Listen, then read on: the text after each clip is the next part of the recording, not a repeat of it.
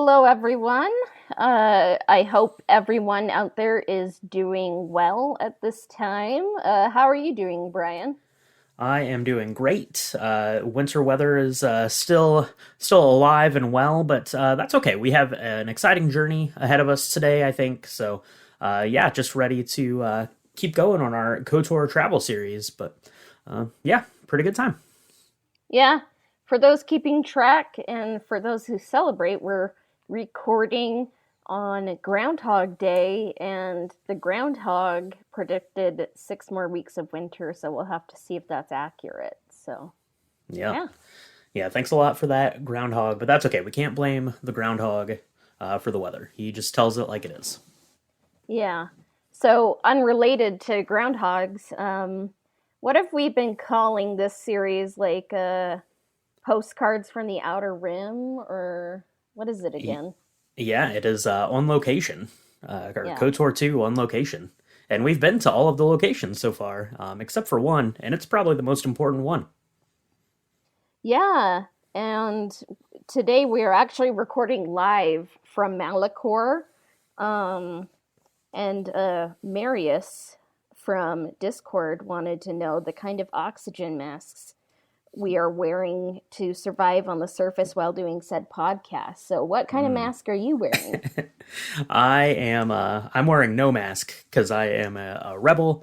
No, that is a good question because I guess if you think of Malachor as this place where this giant super weapon has erupted, you know, real world analogies to that are like atomic bombs and things which would leave behind a lot of radiation. So you probably would want to have some sort of mask. But I think if you're telling a story at the climax of your tale, you probably don't want your heroes and heroines running around in masks. So I think the air on Malachor 5 is perfectly fine.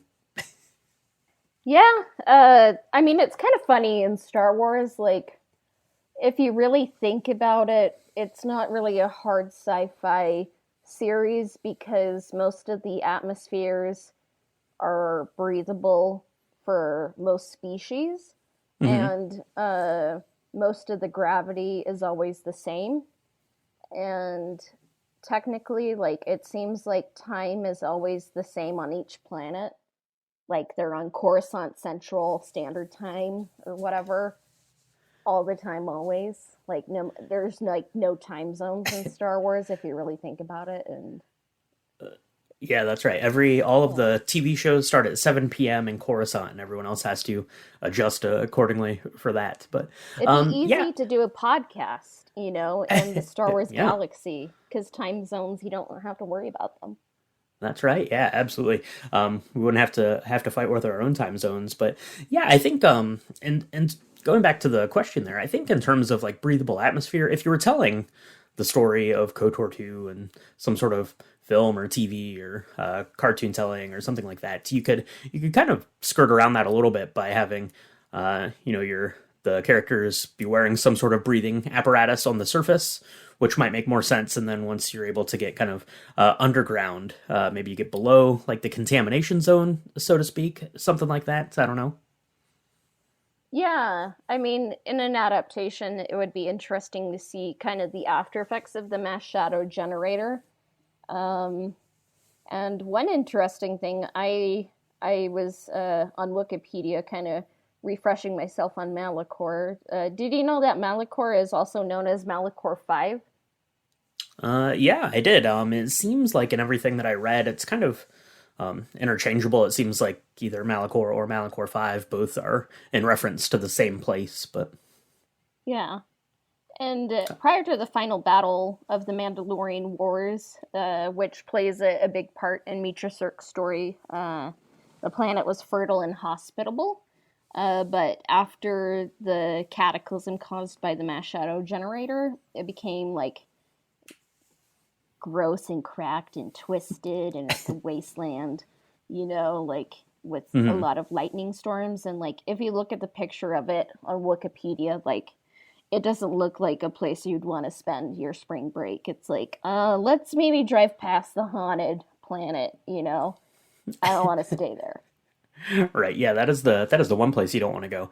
Yeah, because it looks very fraught with danger, very perilous. Like you said, there's a bunch of lightning storms, and the apparently the gravity there is unstable, which has made it very dangerous for other ships and things to get there. And yeah, obviously that is due in large part to Mitra Surik, uh, activating this mass shadow generator, which basically destroyed the planet and changed the course and the trajectory of the entire galaxy. Yeah, and it changed the galaxy for the exile Mitra Surik and her army and the opposing army, the Mandalorians that she was fighting against, and it echoes, still in her story. Hmm. Yeah, absolutely. It echoes still in her story. It echoed all throughout, the stories of Legends, and even in current Star Wars canon, it is still echoing because Malachor is a pretty important place in current canon. Because if you go and watch the season 2 finale of Rebels, Twilight of the Apprentice, that takes place on Malachor. Yeah, and speaking of which, we got a question from Jake, who's been on our podcast a couple times, most recently for, I was going to say Game of Thrones, but I guess it was kind of our House of the Dragon episode. Mm-hmm. And he asked, for us to cover, what we like about the planet and your thoughts on how it's depicted in canon versus legend. So it's kind of cool that we can compare and contrast legends and canon, even though they intersect a lot. Mm-hmm. Yeah, they definitely do intersect. I was doing a little bit of reading about Malachor, and Malachor. Obviously, after the mass shadow generator, we mentioned the storms, we mentioned the unstable gravity, kind of surrounding the planet. So, by and large, people weren't going there. Malachor actually was like a dirty word in Legends for characters to say. If you said Malachor, it meant something not great. Because yeah, what happened there was not great, and it's as for its depiction in like current Star Wars canon. I mean, we really only see it in that episode of Rebels. It's gotten quite a few other mentions. It was mentioned in the Clone Wars series. It was been mentioned in a bunch of different books and comics. But really, when we're seeing it in Rebels, it's more of just this kind of desolate place with this temple and kind of cavern system that they're going into. And one of the key things about canon was I, I believe it's Kanan and Ezra talking, and apparently Master Yoda had said to never go to Malachor. Jedi aren't allowed to go there, so we didn't know why they were being sent there, kind of on this mission. But one of the things that Ezra learns while he is there is that it was the site of a super weapon that had almost destroyed all life in the galaxy, which sounds pretty much like 1300% canon for KOTOR 2 to me is what that sounds Yeah. like. But what do you think? What are kind of the big differences that you've noticed, or any similarities, or what do you think about Jake's question there? In canon, it looks a little different from how it appeared in the game, but I'm fine with that because I think it's more of a interesting location in Rebels. Um, but I think it doesn't really mention the Mandalorians as much, and I think it's more interesting to have like Sith and Jedi fighting each other, you Mm-hmm. know.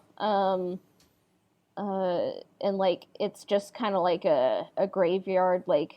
I mean, Ezra activates kind of like a blade that kind of looked like Kylo Ren's, because Kylo Ren kind of based his lightsaber on an old design with are those little things called pauldrons, the little blades to the side?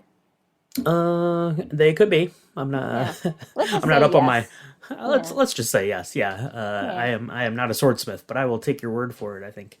But yeah, I do like kind of the representation we got in Rebels, where it's more of, like I said, kind of this cavern thing, and then this temple, as opposed to what we see in the game. You go through the caverns and then you get to kind of the temple area, but it's really just a giant labyrinth of rooms until you get to kind of that final temple because video games. But yeah, I really like the way that it looked and felt. It felt like a very desperate and desolate place on in Rebels, and then of course that episode is particularly weighty, with the return of Darth Maul and Darth Vader coming in to confront Ahsoka and all that stuff that happens in that episode. Yeah, and for a long time, fans didn't know the result of that duel, so it it was interesting to see Malachor and then like what happened to Ahsoka.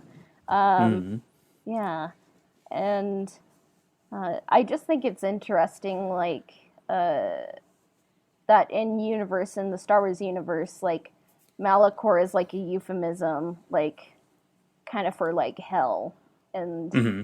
it just still kind of echoes still, like even outside of like Revan or the Exile story. Right. Yeah, it's definitely this kind of place that is lost to history and only kind of spoken about in tales and rumors, and it's kind of like when you're watching like a scary movie or something, and then there's that house that no one really knows the full story on, but it's kind of spooky and you walk past it quick. That's the same kind of deal with Malachor. You don't want to, Yeah, like you said, you don't want to slow the ship down. You want to just keep going. yeah. So I think we've kind of established like what Malachor is, how it makes us feel. Why is it important to Mitra Surik's purgatory? Yeah, it's definitely important to her purgatory because that's kind of what really, I don't know, prompts her on this journey that we've been on. Right, so she's been cast out from the Jedi Order, and we've kind of picked her up on this story of atonement and redemption, and that stems from her acts of betraying the orders of the Jedi Council, going to war with Revan, and then ultimately setting off this super weapon that she got Beodur to design and build for her, which, like I said, it caused mass casualties, and we've spoken about it as we've gone through the different locations. The ramifications, not just to the planet of Malachor and the forces that were there, and the passing by ships, and the immediate kind of ramifications for creating Darth Nihilus in this explosion, but just the amount of refugees, the displaced people that were forced to move about the galaxy, and kind of these rippling effects of the mass shadow generator. So Yeah, uh, and the mass shadow generator um, was it was built by Beodur, wasn't it? yep. Yeah, Under the command of Mitra Surik, as the general, instructed him to build it or to build some sort of super weapon. So yeah, for sure. So he was kind of the architect, if of it all. If she was the brains giving the order of it, yeah, it was by his design. Then I guess. I guess we have the movie Oppenheimer coming out this year, so like Beodur is kind of like Oppenheimer, I guess. Yeah, there you go. There you go. Yeah. Just need Christopher Nolan to tackle Beodur next. That'd be a good one to tell. Yeah. um, so, and then in KOTOR 2, we've seen the horrible ramifications of the mass shadow generator. Um, why do our protagonists decide to kind of partially restore the mass shadow generator? What's that about? Yeah, what is that about? Yeah, so you get on planet there, and Beodur basically sends his remote out to go and kind of reactivate this thing, and partially, I think that there's a little bit of difference between the original version and the restored content version, but basically, if you're able to get this thing restarted, it's going to kind of kind of destroy itself. So kind of like a self-destruct sort of thing to hopefully erase all of the damage that it caused, or at the very least make it so it's unable to continue to cause damage. Because even in being activated the one time and still just remaining, it's still just putting a lot of negative force energy out into the world, and that's not a good look. So you gotta get rid of this thing once and for all. And I guess the best way to do that is to turn it back on, see what happens. Yeah. Maybe in the future we'll just have to be like a restored content version of KOTOR 2 textbook, And Yeah, yeah, yeah. There you that go. I would be like that. fun. Yeah, yeah. Because I think yeah, I think the main difference, just kind of going off of memory here, I would need to look into it for the specifics, but I think the original version, yeah, it was to basically kind of implode the planet, which is why the planet is kind of collapsing, at the end of the game. But in the restored content version, I think it's to, yeah, like I said, to basically kind of destroy itself and to kind of, I don't know, partially restore the planet. So a little bit of a difference there, but yeah, either way, it's getting turned back on for better or for worse. Bowder has some really great dialogue here as he's kind of talking to this little remote who's basically going to sacrifice himself, this little remote droid, to get this thing turned on, and he's talking kind of about his own personal journey and personal atonement, and getting this thing finally taken offline, the guilt that he has from being the one that built it in the first place, and how ultimately, if Mitra Surik gives the order for him to switch it back on again, that's what he's going to do. So Yeah. While that's kind of happening, Mitra Surik, before she can really, confront the Treya who is Kreia, she has to go through the Treyas Academy and have a final showdown with another part of the Sith Triumvirate, Darth Sion. I don't know. It's just kind of weird that it's like Malachor just has like a random Sith, academy, and it's named mm-hmm. Treyas. Like, what came first, the Kreia or the Treyas Academy? Yeah, I don't know for sure. It's interesting that it's there, and I think that it partially was there. It was constructed, like I said, when the mass shadow generator went off. It's just creating a bunch of negative force energy, and I think that was very appealing to the dark side of the force, and that's really where this academy and things came from, as kind of this proving ground for the Sith. And I guess from that sense, then. From what I know about it, is that basically the most like diehard or like orthodox, I guess, versions of the Sith would go here, would pilgrimage here, would learn here, because it's literally like a black hole in the middle of this galaxy that's been created by Mitra Surik, before the events of this game. Yeah. In the light side version, I guess the Academy and Malachor V, they're destroyed, and I guess in the dark side version, like Malachor V and the Academy remain intact. So I don't know, it's interesting. So it kind of looks like a claw. We'll probably have a picture of this on our YouTube video, but like the Trace core part of the Trace Academy, like it just looks like all these talons all around, all these claws. Yeah, it's these big kind of chambers that you're going through, and yeah, as you're moving through and you get through into the academy, yeah, we're having another confrontation with Darth Sion. So this is, I believe, our third encounter with Darth Sion. So I guess he's just been kind of following us around through this thing, because Darth Sion really has kind of this fascination with Mitra Surik, and I think that a lot of it stems from the fact that she has such kind of or Kreia has such a keen eye on Mitra Surik, and I don't know if it's something to do with jealousy or love or some sort of combination of those. sort of things that Darsion is really kind of holding on to, in kind of this pursuit of Mitra Surik and keep having these encounters. But, ultimately we're able to, I guess, get through to him, so to speak, and, are able to help him, figure out that Creo had been using him and, just let him let go and move on.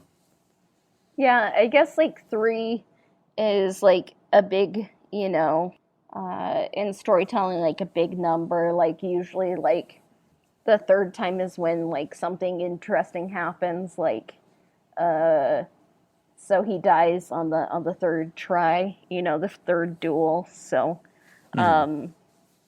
I don't know. It's just kind of interesting how he finally gives up the ghost, and um, it's kind of like a bit of like a Phantom of the Opera kind of dynamic, like in my mind, where it's Mm-hmm. kind of like this guy is like kind of obsessed with like Mija Surik, like kind of like as Christine Daae, and Right.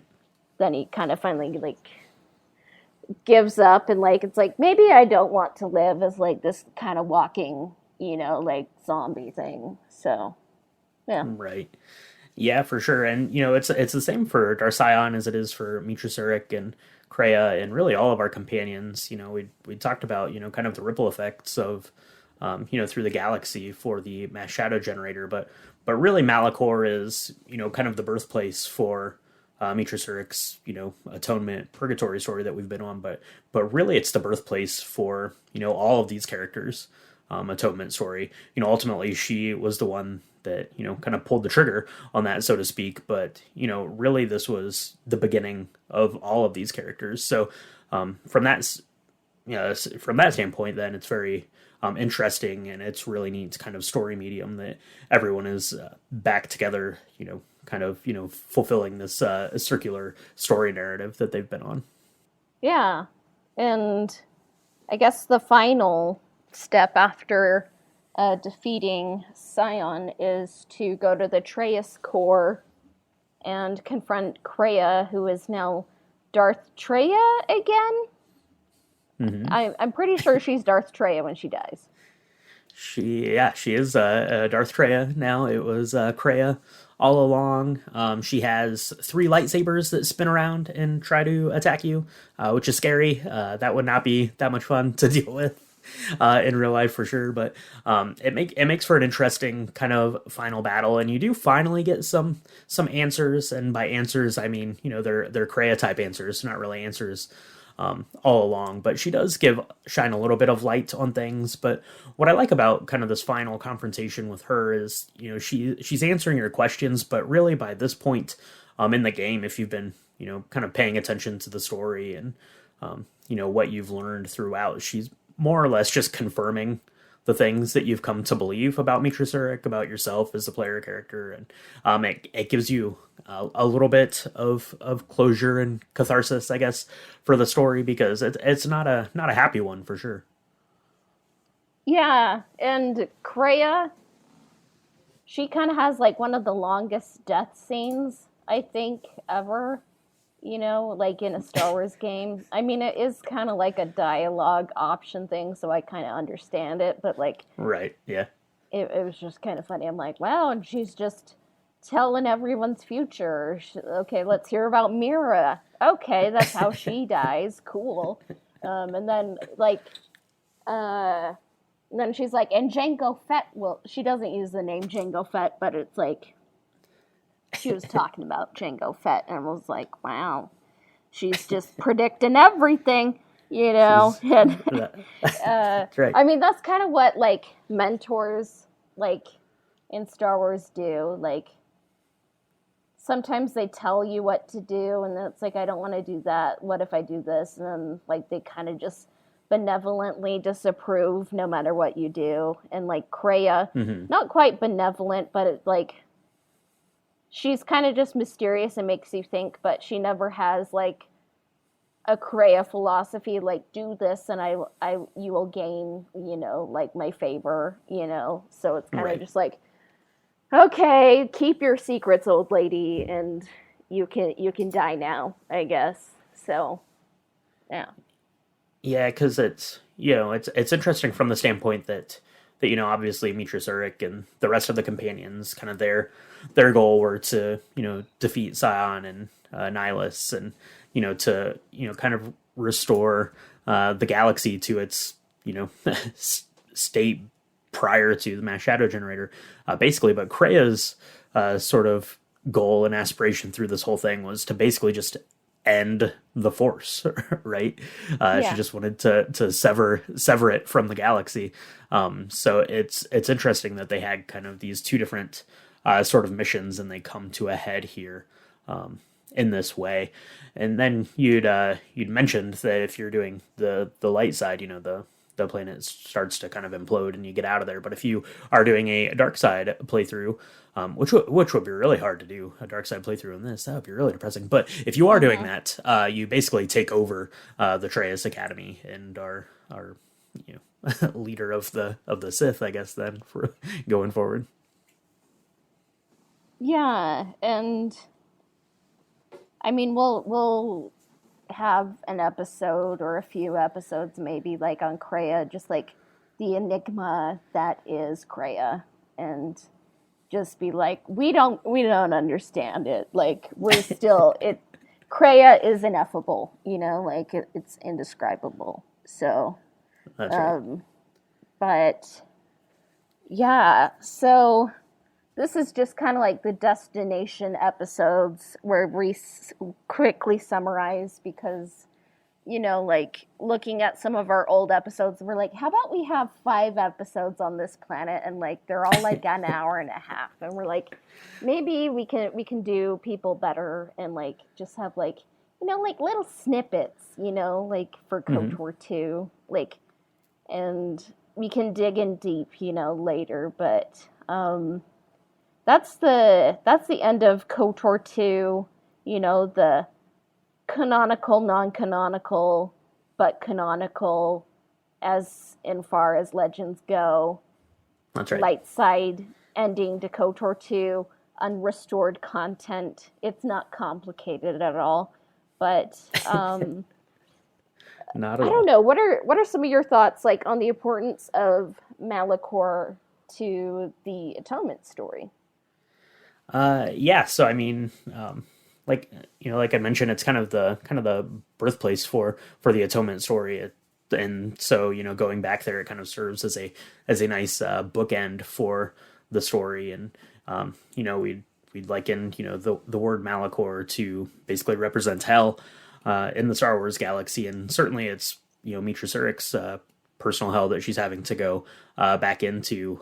So that's really important in terms of her purgatory and atonement story. And I think that it's really important, not only from the standpoint of Mitra Surik, but like I mentioned, all of the allies and all of the enemies that have come back here to this place that she'd ultimately kind of started off, this big bang kind of a thing to it, and then ultimately with Beodur, having this thing reactivated, that it's up to her to basically turn the key to fire it up again, more or less, to salvage what she can of her her own personal atonement. She basically just has to go back through all of the bad things that she had done that led her to this place in the first place. And I think that is really neat in a sense of a real like personal sacrifice, and what you're willing to give up, and the companions you're willing to bring along to this place that may or may not survive. It's I don't know. It's just it's very interesting, and you know very dark, and we see a lot of that. We've talked about it before with other Star Wars properties. Is there a chance for a living atonement? And in most cases, I say yes, but I don't. In this one, it's definitely not as clear cut. So does Mitra Zurich have to sacrifice herself to find atonement?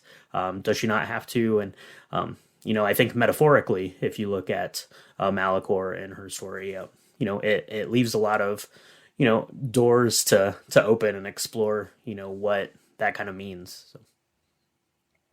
Yeah, and who knows, like, maybe in KOTOR 3 we would have gotten more answers about that. But we're kind of just left with this ending, and I guess we kind of just have to think about it, and maybe it's not a simple yes, no, black or white question. Like there's shades of gray, and like some things are ambiguous, and we have to grapple with them, But I don't know. I think that there should be more living atonement stories in Star Wars. We saw that with Reva in Kenobi, you know, Hmm. Hmm. and I think I hope that leads to more living atonement stories in the future. Like I think that would help our, I don't know, like maybe in a small way, our it could help our culture a bit more than just saying like, and then they died, and then yeah, Right. they died, you know. Yeah. Yeah. Unredeemable. Yeah. Yeah. No, I definitely agree, and I think that those stories are better in a sense that they take more more nuanced storytelling to get there, because it's very easy to just be like, well, you did a bunch of bad stuff, so the only way out for you is to die, and that's the only way we'll know that you're really sorry about it.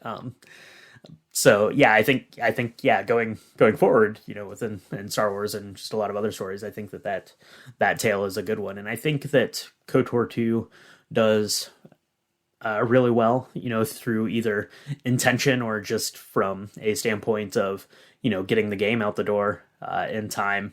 Like it leaves a lot of questions to be answered and explored, and for you to kind of, think about what you think. And I think it's, a lot of more more metaphor than actually what we see. KOTOR 1 ends and everyone flies off on the Ebon Hawk and gets a medal, and Karth makes a goofy smile. But in Yeah. this in this one, you don't get that. You have to kind of sit back and think about it a little bit more, which is one of the reasons that talking about KOTOR 2 was kind of this big step and big departure from talking about KOTOR 1. But it's also one of the things that makes it you know a lot more fascinating and interesting to kind of try to dissect, on that level. Yeah.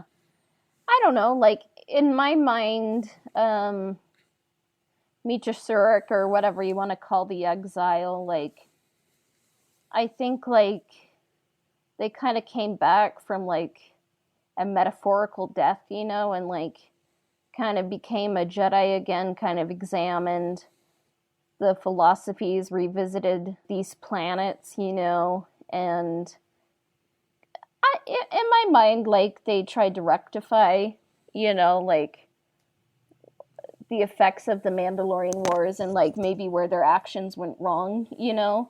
Um, Mm-hmm.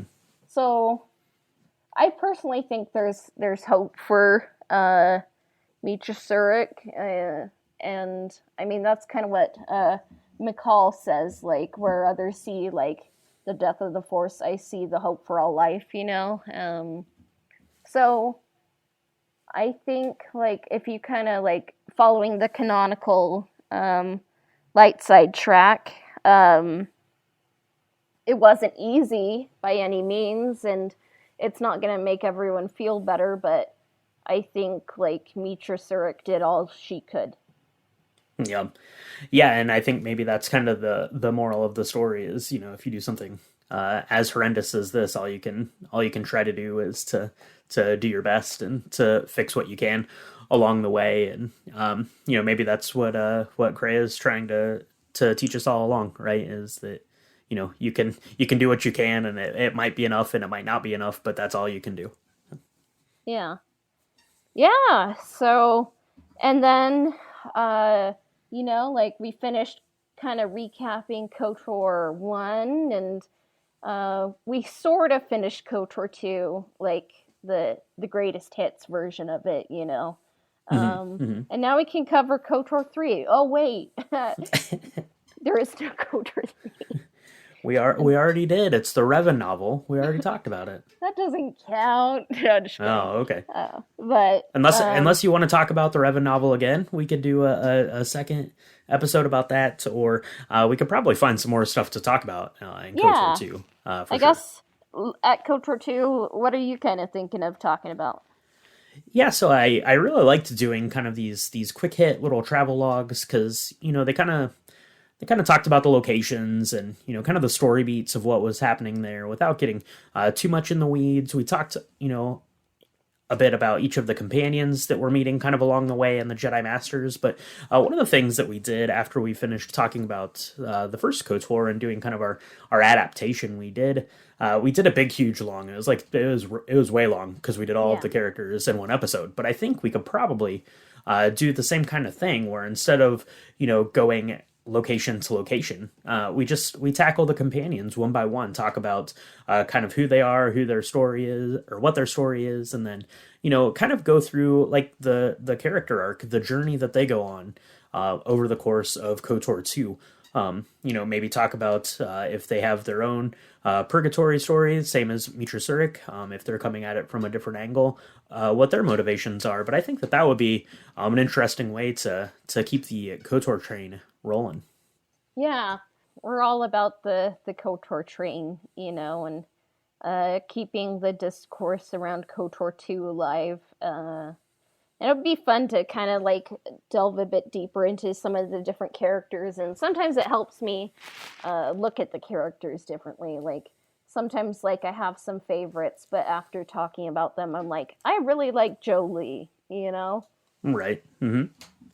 Yeah, So for sure. And then beyond that, it's hard to say. Maybe we'll find some other stories and things and aspects about the story. But I think just going back and kind of ticking off the companions, really trying to dig into their stories a little bit more could be interesting. So yeah, so we'll still be talking KOTOR 2, and I'm sure we can always talk about KOTOR 1, and soon we'll kind of be releasing the KOTOR audio drama and everything. So hmm that's fun to look forward to. So I guess anything else?